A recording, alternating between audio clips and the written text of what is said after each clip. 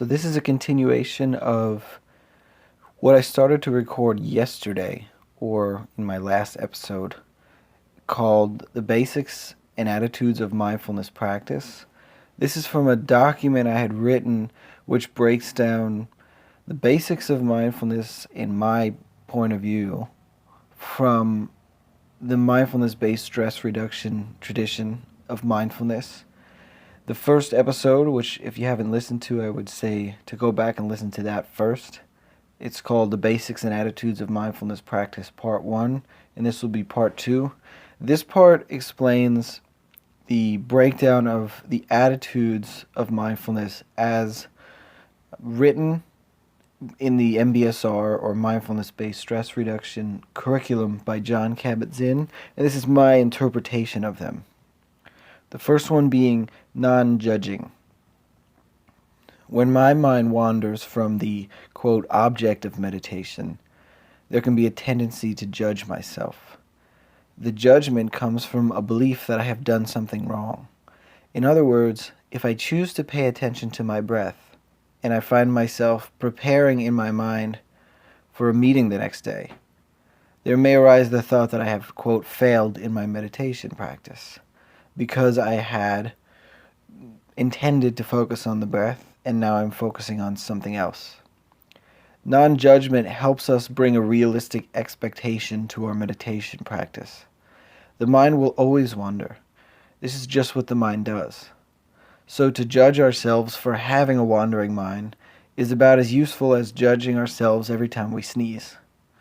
What becomes very interesting is when we set this intention to be, quote, non-judgmental, and then we forget and judge ourselves out of habit. Then we may fall into the trap of judging ourselves for being judgmental. We can quickly see the layers of judgment that can develop. The simplest way to cut through all of these layers is to bring an attitude of non-judgment as best you can. This means that if you find that you are judging yourself, try not to judge yourself for it. Patience.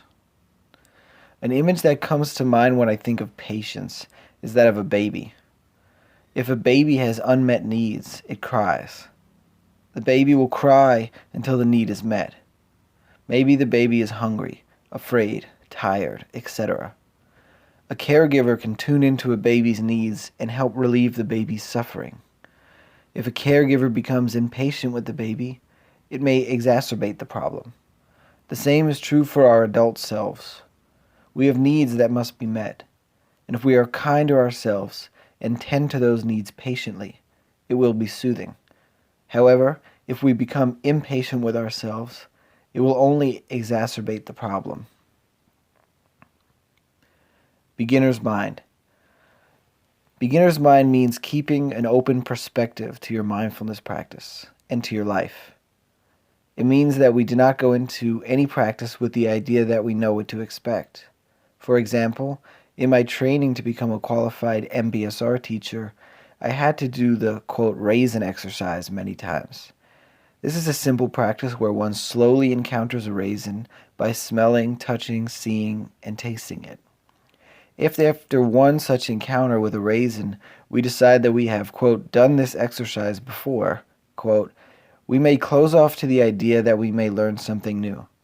Each time I have stopped to mindfully eat a raisin in formal practice, I've learned something new. If nothing else, I have learned that when I decide there is nothing new to learn, I will learn nothing new.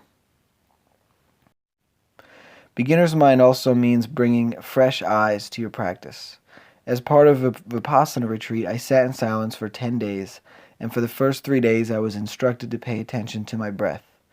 In this experience, I was able to see that there is a great depth to the experience of the breath. I would have stopped the opportunity to learn if I decided after a few hours of watching the breath that I have gotten what I could out of it, or thought, quote, okay, I watched the breath, now what? Quote, a persistent openness and curiosity about the breath, or anything, allows more space for us to see deeper into these experiences. Beginner's mind can be thought of as this persistent openness and curiosity. Trust, non-striving, and letting go. It feels natural for me to group trust, non-striving, and letting go. To look at them individually may also be helpful. To me, trust means accepting that the practice can be helpful for you. It is normal to have a certain level of skepticism when we are introduced to a new technique or concept. It is easier for me to trust the practice of mindfulness, with the wealth of research supporting mindfulness, as an evidence-based practice to reduce stress. However, I have developed a personal sense of trust. When I am practicing meditation regularly, I can feel the equanimity and balance it brings into my experience. A regular meditation practice helps me respond to stress in my life with more clarity. This has helped me develop a trust in the practice. However, when we are first starting out, we may not have this personal experience to support our trust. Therefore, it may be supportive to read books or research articles about mindfulness or meditation to help develop a sense of trust. It's like reading a review for a hotel before you book the room. It helps ease any skepticism you may have about moving forward. When I think of letting go, I always imagine a Chinese finger trap. If you have ever had your two pointer fingers in a Chinese finger trap, you know that pulling your fingers apart will only cause the finger trap to tighten and lock your fingers together even more. The only way to separate your fingers is to actually move them toward each other to release the tension of the trap. In the same way, when we practice in meditation, it is common for us to try to effort our way through the meditation. It can become something we try to perfect by working very hard at our practice. What I've learned is that meditation is much more of a letting go than something that we can work hard to improve. I once heard a story of a student who asked his teacher, "How long will it take for me to be enlightened if I practice meditation every day?" The teacher said, 10 years. The student asked, "How many years if I practice all day, every day, and work very hard at sharpening my practice?" The teacher said, "Then it will take you 20 years. Non-striving feels so closely connected to letting go that it is hard for me to differentiate the two. Ultimately, if you trust your practice, trust what arises in you, and learn what letting go and non-striving mean to you, it will be supportive to your practice and your ability to live in the present moment. Gratitude. Gratitude, like a plant, must be watered often. Our gratitude is something that we must take care of on a daily basis if we want it to take care of us. This means stopping and considering what it is that we are grateful for often. Who or what in your life are you grateful for? How often do you stop and consider how wonderful it is to have these people or things in your life? It is amazing to see what happens in the body when we stop for a moment and consider what we are grateful for. I have seen my entire mindset or experience change.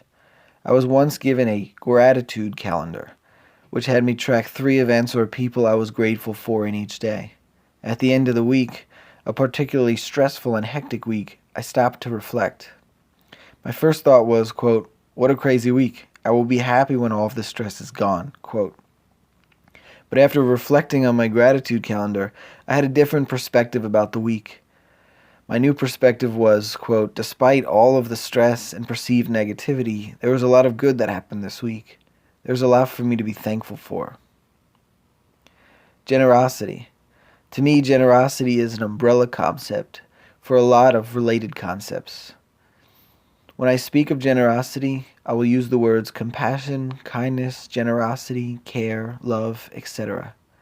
Generosity specifically to me means remembering to give to others. That means giving your time, attention, money, or your understanding. One way that I choose to be generous is to donate 10% of the revenue that I earn from the Mindful Place to charity. For me, that is a number I am comfortable donating, without being too much of a financial pressure on myself. After all, I have to be kind to myself as well. Jack Kornfield said something along the lines of, quote, "A lot of spiritual practice is self-love, maybe all of it." By donating 10% of my revenue to charities, I have made some wonderful connections with people who are tremendously grateful for my donations. It is a blessing for me to feel their gratitude, and I can share in their positive energy. Additionally, the mission of the Mindful Place became bigger when I decided to share a portion of my profits. Initially, the Mindful Place was a vision of mine to share practices of mindfulness with people in my community. Now the Mindful Place has contributed to various projects such as grief support, cancer research, local law enforcement. The positive energy that fills my heart when I consider these things is one of the major reasons why practicing generosity is a fundamental component of mindfulness practice. Compassion is another component that should be considered here. Compassion for me means seeing deeply that on some level we're all connected. We are all human beings who experience primary human emotions such as anger, fear, loneliness, doubt, joy, love, hatred, excitement, anxiety, etc. So when we come across someone at the store who is in a rush or having a bad day and is rude to us, we can use compassion to help us. We consider the thought, I have had a bad day before, and I have been in a rush, and I know what it feels like. Instead of reacting to the person's rudeness with anger or aggression, we can look deeply into the situation and connect to them on a primary emotional level, thus allowing compassion to arise. This compassion is a much wiser energy than the alternative reactive anger. It is said that, quote, if we hold a hot coal to throw it at someone else, we are only burning ourselves, quote. So when we are filled with compassion instead of anger, we are helping ourselves. When we practice being compassionate to other people, we're at the same time practicing being compassionate to ourselves.